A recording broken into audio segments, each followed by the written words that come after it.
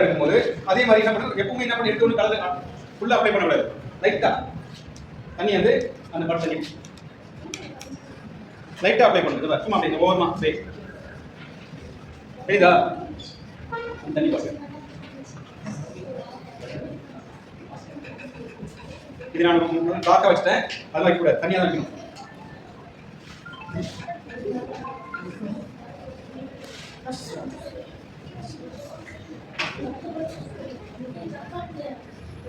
இது மாதிரி போட்டுட்ட பிறகு தனியாக போட்டிங்கன்னா சீக்கிரம் காயம்.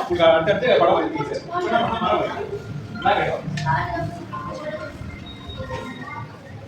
அப்படியா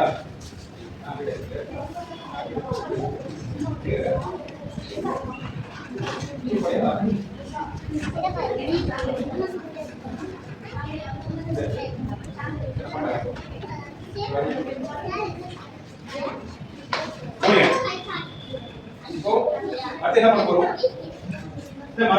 மரம் வரைய போறோம். போனீங்க இப்போ மரம் வரைக்கும் என்ன பண்ணணும், அது டெஸ்ட் பண்ணணும். என்ன பண்ணணும், கொஞ்சம் ப்ரௌன் லைட்டா என்ன பண்ணணும், பிளாக் மிக்ஸ் பண்ணிட்டு அது எங்க இருக்கு சரிங்களா,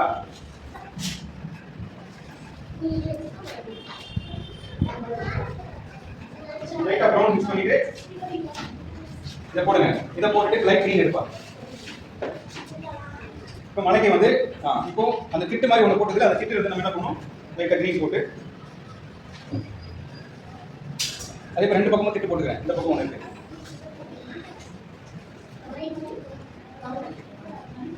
இப்போ மலையை போகணும். மரம் சாய் மரத்துக்கு வந்து இல்லை சும்மா லைட்டா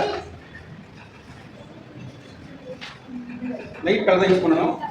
நான் யூஸ் பண்ணுற மாதிரி யூஸ் பண்ணல, பொறுமையாக உங்களுக்கு ஏற்றவரை நீங்கள் பொறுமையாக செய்யணும். அப்புறம் டார்க் க்ரீனு லைட் எல்லோ கொஞ்சம் லைட்டாக மேலே, அதுக்கப்புறம் டார்க் க்ரீன்,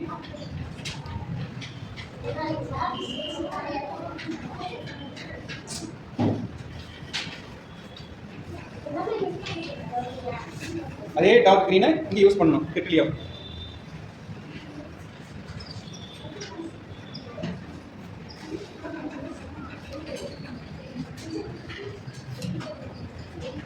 ஒரு வீடு ஒன்று நம்ம என்ன போட்டுருக்கோம், அந்த வீடு என்ன பண்ணணும், கூரை மாதிரி போட்டு ப்ரௌன் கலரில்